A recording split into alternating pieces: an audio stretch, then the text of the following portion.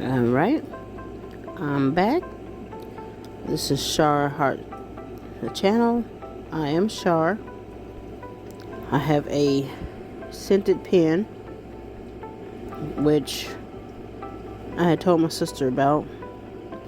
She found hers for cheaper. Her channel is Indulge and Unwind, I believe. It's either Indulge or Unwind or Unwind and Indulge, but I think it's Indulge and Unwind. And she used some scented pens in her journaling. She does journaling. I like to do stickers and post-its, sticky things that you can use for multiple purposes. I'm kind of using this pen to make it so that the lines on this flower stand out a little bit more without being just black. And you're probably not gonna see me finish this flower because I'm gonna switch to another part of the picture. But I wanted to show some more stuff I was using to change, add to this coloration. And it has a strawberry smell.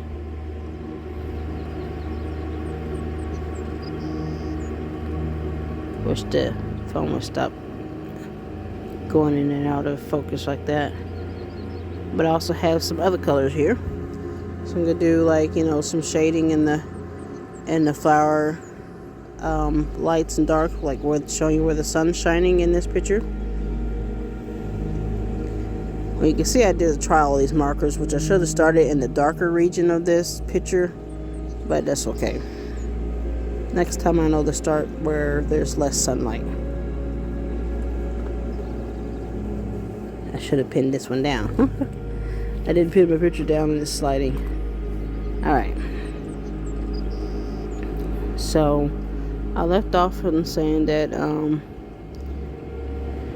I had married somebody that was kind of, well, at the time I thought he was just domineering and kind of a little bit of a brat. He was the only child. I didn't realize he would be physically abusive. It was about 3 or 2.5 years into the marriage when he became physically abusive. He mostly kept to himself unless we were talking about games and comics and superhero stuff. And I had more in common with some of his friends, which I guess set some of that off, because later on he would keep me from visiting his friends. Even though they, one was married, the other one was one of his close friends when he was going through high school. And because of his behavior, they really didn't want to see any more of him because they saw how I was being treated. So I didn't have to say anything to anybody. They're like, that's not how people normally treat folks. And since it was my first relationship beyond just being friends with guys, because I was that tomboy that was the buddy to guys, I didn't know how they acted when they were in relationships because I didn't date any of them. And so they were like, nope, he's not doing right. When he became physically abusive, I left the relationship. I gave him a chance to say, hey, this might be me that he's immature or something else is going on with him, but I gave him a warning. If I have to defend myself, I would leave. So my life started to improve after I left that relationship. And the part that I didn't get to go through in school, like not having the scholarship and stuff, I was able to find out that there was Pell Grant, so I could try to go to school. I was going to try to be a teacher. At the same time, I began to have physical illnesses, which, they have some science now that says that might be because of the abuse that I had going on. Even though I wasn't in a relationship longer than 3 years with him, I was still married to him, but separated for 5 years afterwards. He tried to make it where I'd pay for the divorce, but I didn't have. I went from that relationship to school, so I didn't have a job. I was doing schooling. He wanted to be freed up because he had found somebody online, and so he paid for it. And because it was uncontested, it was, much cheaper for him. This picture here ended up being an inspiration to me, because while I was still in school, I was having the same hardship.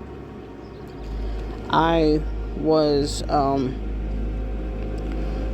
we were having like a thing where the teacher said, draw, whatever comes to mind. And I already had this in my mind because it was so different from anything I'd ever dreamed that it stuck with me. So I drew this. We drew it into like a type of ink thing, and with multiple colors, and then you would use black ink to scratch it out after you finished the full picture. And everybody in our class, the art class, these were all gifted art people in this class. Most of them wanting to go into some type of art when I got older.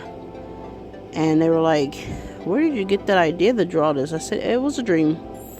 And all of them said that not one of them could draw a dream. That's when I found out that it was, when they told me that, I looked it up.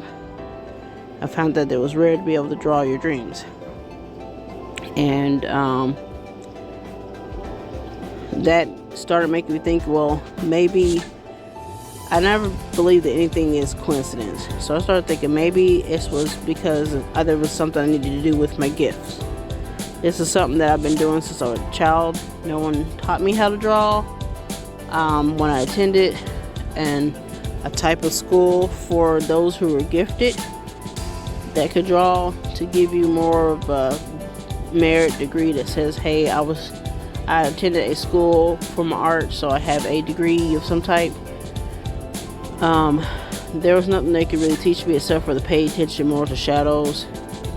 I could already paint, and so when I finished the class, because my mom was paying for those, I was just a teenager. I hadn't even graduated from high school when I was attending. About as soon as I had began high school. So I was doing those classes and doing schoolwork. And the whole time I was doing the schoolwork, I was making sure that I was praying for wisdom to deal with the situation, because I knew that the situation I had with the teachers wasn't exactly, it wasn't that it was just unfair. It was something more. There was something unusual about how I was being treated. Not just that I thought there was prejudice, but it was like, instead of just having a bad attitude toward me, they were doing whatever they could to keep me from succeeding. So I stayed prayed up for wisdom, and it was because of the wisdom that I was able to go to the right people, and some of those teachers were revealed for what they were doing. Another teacher could find a way to get the other ones investigated from what I told them. Knowing what to say and how to say it, that was also important. And I had to do that from 7th grade all the way through high school.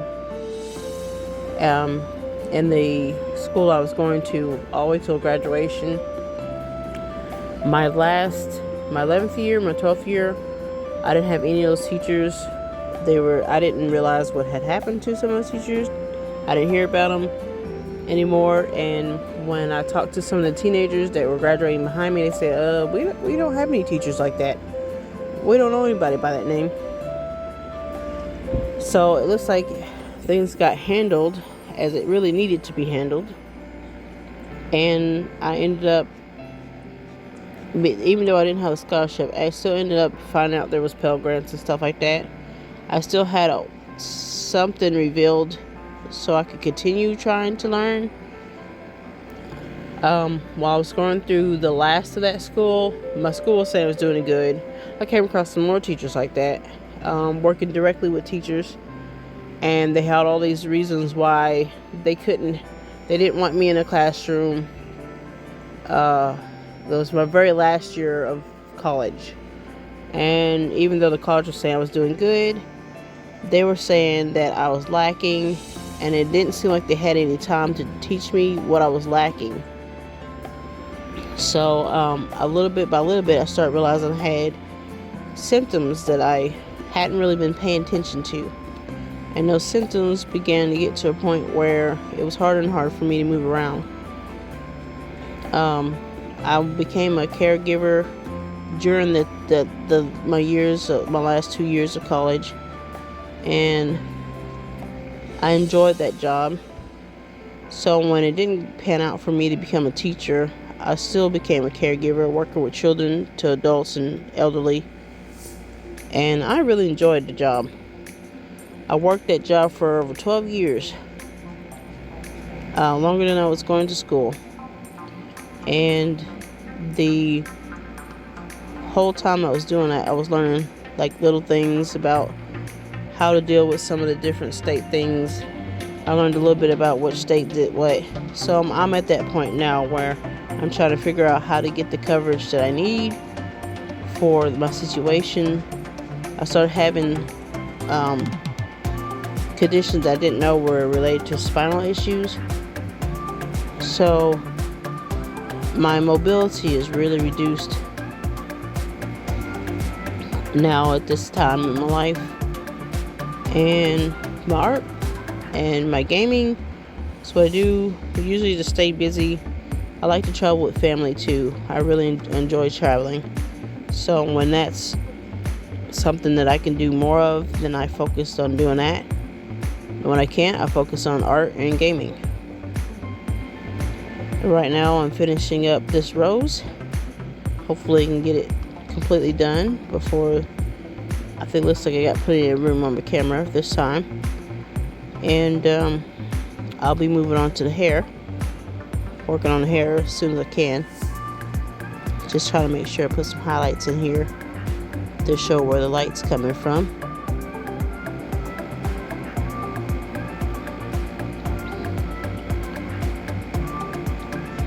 And so it's kind of like while I'm talking to you and practicing my color, I did a lot of black and white. Black and white was my favorite because you kind of imagine what the color would look like, and was not necessarily the color was not necessarily what you thought it was, but you try to imagine what it looked like. And with color, it's almost like painting. You don't just imagine what it looked like, you try to get where it would show up if you were looking at it in real life. With a lot of fantasy drawing or dream drawing with dreams and stuff, it's more of just bright colors. A lot of times you don't see shadows in your dreams. I don't know how many people notice that, but usually you don't see just shadows in your dreams. So when you color what you dream, it's a little easier. You just pretty much color the color you see, and you try to make it look as 3D as possible without all the shadows that are showing. You might see typical things, and sometimes that's what gives it away to your brain that is not real, is you start to notice there's no shadows, or the color is extremely bright. And so when you are coloring stuff that you see in your dreams, usually there isn't any shadows. Now I'm trying to make it where it looks more 3D instead of just flat, and it takes a little bit more effort.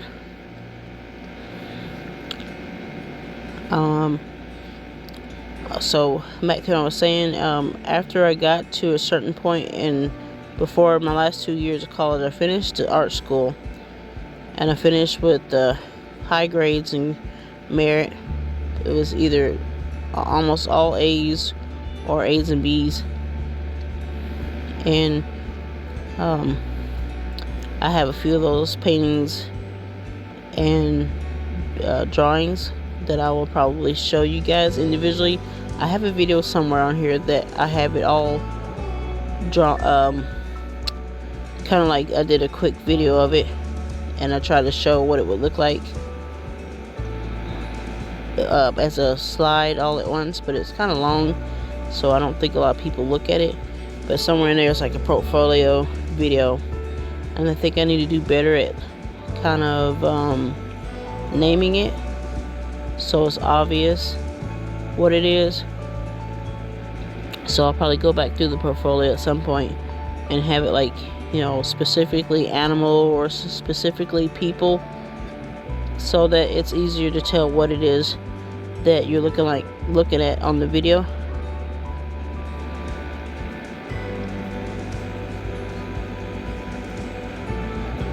And looks like I'm just about finished with this rose.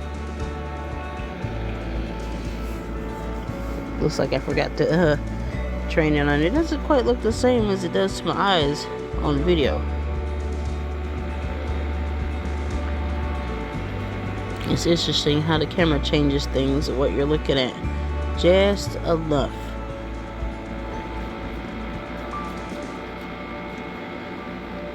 I'm just putting a few finishing touches here.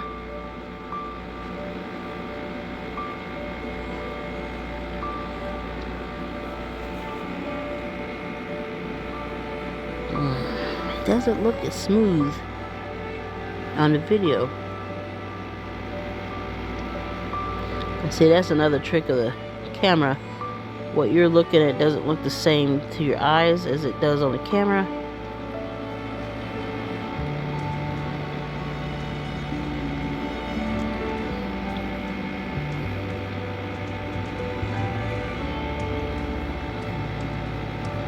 Takes a little bit more time.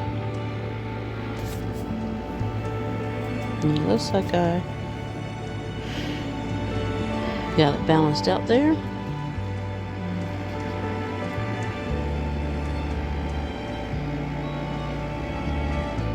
That looks a little bit better.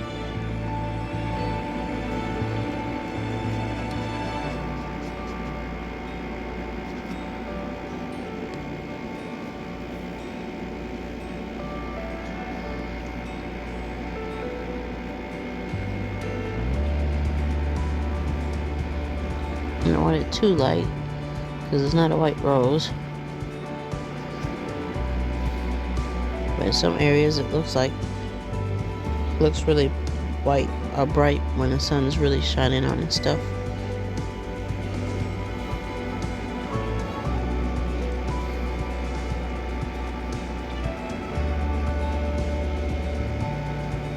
I think that's it for the rose.